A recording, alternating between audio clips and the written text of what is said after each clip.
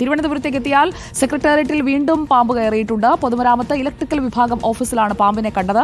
പരിഭ്രാന്തരായ ജീവനക്കാർ പാമ്പിനെ അടിച്ചുകൊന്നു. 2 ദിവസം മുൻപ് ജലവിഭവ വകുപ്പ് ഓഫീസിലും പാമ്പിനെ കണ്ടിരുന്നു. ടി വി പ്രസാദ് നമുക്കൊപ്പം ചേരുന്നു. ടി വി പ്രസാദ്, നേരത്തെ കയറിയ പാമ്പ് സ്റ്റെയർ കേസിൽ നിന്ന് എവിടേക്ക് പോയി എന്നറിയില്ല, പക്ഷേ ഇപ്പോൾ പൊതുമരാമത്ത് ഇലക്ട്രിക്കൽ വിഭാഗം കണ്ട ഉടൻ തന്നെ അടിച്ചുകൊന്നു അല്ലേ?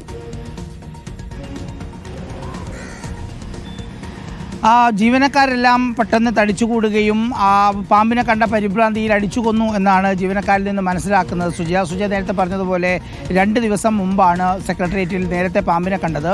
അത് ജലവിഭവ വകുപ്പിൻ്റെ ഓഫീസിൻ്റെ അടുത്തായിരുന്നു. അവിടുന്ന് സ്റ്റെയർ കേസിൽ നിന്ന് ഇറങ്ങുന്ന രീതിയിലായിരുന്നു കണ്ടത്. പിന്നീട് അതിനെ പിടികൂടാൻ കഴിഞ്ഞില്ല. അവിടെ പിന്നീട് പാമ്പ് പിടുത്തക്കാരൊക്കെ വന്നു, വനം വകുപ്പിലെ ജീവനക്കാർ വന്നു.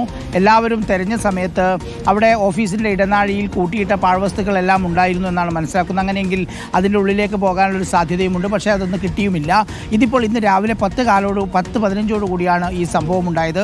ഇതെല്ലാം നിൽക്കുന്ന ഒരു ഭാഗം എന്ന് പറയുന്നത് സുജയ, നമ്മുടെ സെൻട്രൽ സ്റ്റേഡിയത്തിൻ്റെ അവിടെ നിന്ന് കാണുന്ന പൈതൃകമായി സംരക്ഷിച്ചിരിക്കുന്ന പഴയ നിയമസഭാ മന്ദിരം, ആ കെട്ടിടത്തിൻ്റെ ഭാഗത്തു കൂടിയാണ് ഇപ്പോൾ തുടർച്ചയായി ഈ പാമ്പിനെ കാണുന്നത്. ഇതിപ്പോൾ 2ാമത്തെ തവണയാണ് ഈ പാമ്പ് സെക്രട്ടേറിയറ്റിന് മുന്നിൽ അകത്തുണ്ടാവുന്നത് എന്നുള്ളതാണ്.